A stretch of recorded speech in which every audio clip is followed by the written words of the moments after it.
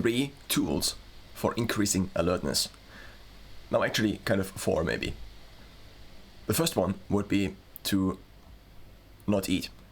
The longer one not eats, the more alert I at least tend to become, up until the point where then the body begins to again reduce the energy, at least in terms of the physical energy, it seems. So if I then try to work out after having fasted for 24 hours, this is kind of it could be a risk that then the body already has reduced the power output per requested unit of cognitive demand, one could say. The second I wanna now touch on is creatine. I have been trying creatine now for 1.5 years, mostly, or firstly, for training performance optimization.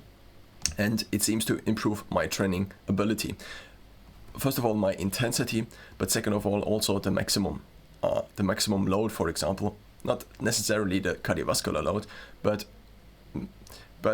what I'm thinking of at least is that I am able to lift more and bench more and push more in the gym, at least, doing resistance training.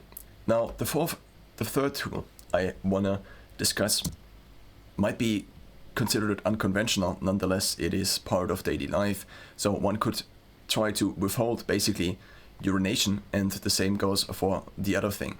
Now, if one does this, it seems to be the case that the body also becomes more alert, at least in my experience. I forgot about creatine. Now, what I've been doing in the beginning is to have creatine in one dose in a single day. Now, what I often noticed afterwards, not often, but what I sometimes noticed afterwards, that my mental alertness and my ability to focus was actually slightly increased. So what I've been then trying to do is to spread out the creatine use over the day. The problem with this approach was then that creatine seems to draw water. So with every unit of creatine I intake, there is also a water demand. So it became quite a complicated problem to drink the proper amount of water with creatine. In addition, I also tried to introduce electrolytes into my diet, so I had to manage creatine intake with proper water and electrolyte intake. The solution, it seems, was then finally the following. I now have just a bottle, which I refill, at least if I'm here, and if I'm not here, what I have is 2 bottles in my rucksack, and one of these is electrolyted with electrolyte capsules on the bottom, and these are basically food shakers, which means they have a grid in them, which prevents the capsules, which are meant for stomach acid, to get out if you drink, and so you can refill, and the water gets electrolyted as long as you refill the electrolyte capsules at the bottom, or tablets at the bottom. Now, what I then do at home is every time I refill this big bottle, I first of all input salt, and this I do mostly according to salt taste. So I put salt in there. Usually I tend to err on the lower side, or try to err on the lower side.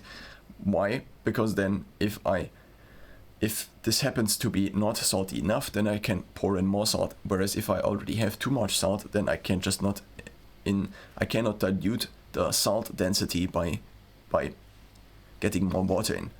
So I then take currently I ingest or try to aim at 25 grams of creatine. In the beginning I started with 1.25, then I switched to 2.5, 5, 10 and 25, and 25 is the current experiment. I might return to 10.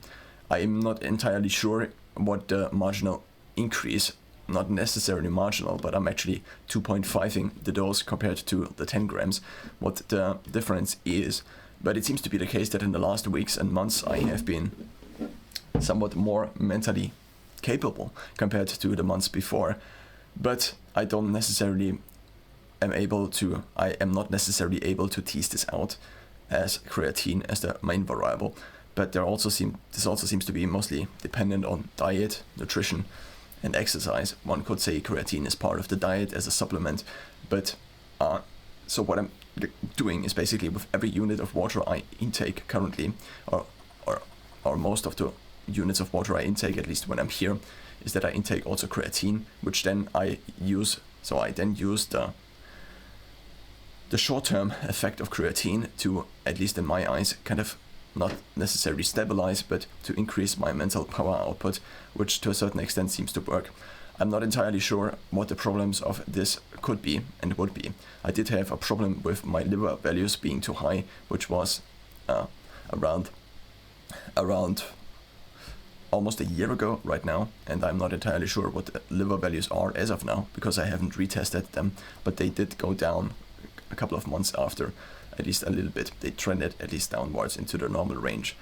Now, the fourth and final tool is to alter the macronutrient ratio. Now, there also could be a case to be made that if one has sufficient micronutrients, that one tends to then perform better. I heard Andy Galpin, I think on the Tim Ferriss podcast, say something like this, that the macronutrients kind of result in a given body fat, not at a given, result in a body fat, not a body fat.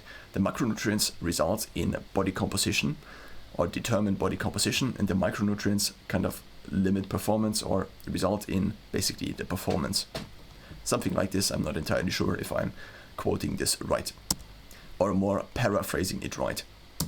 So excluding the influence of the micronutrients, if I alter the proportions of the macronutrients in a way that I have less simple sugars, then it seems to greatly benefit to some extent seems to benefit my mental ability and also my average mental ability, because it seems to be the case that if I ingest too many carbs, and this could be, and it's not just carbs, it's also a certain kind of carb and also a certain kind of carb that is easier digestible.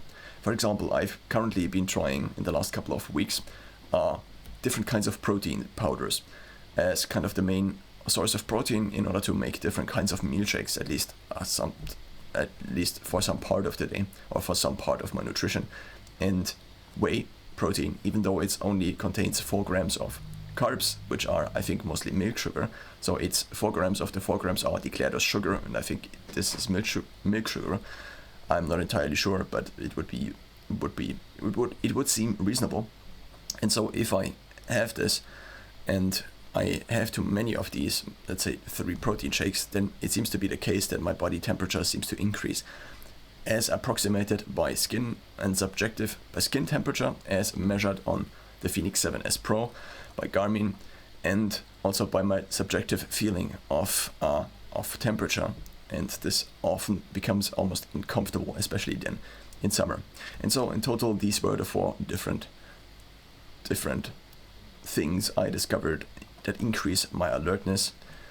The one that is detaining or not eating food seems to be kind of the most useful or the most potent one. But not eating food is kind of similar to lowering the carbohydrates, as it potentially leverages basically ketosis and then also alters the energy the brain consumes, or rather the consumption of the units of energy the brain consumes or uses for energy, as it switches more into basically using ketones, as if I understand this correctly.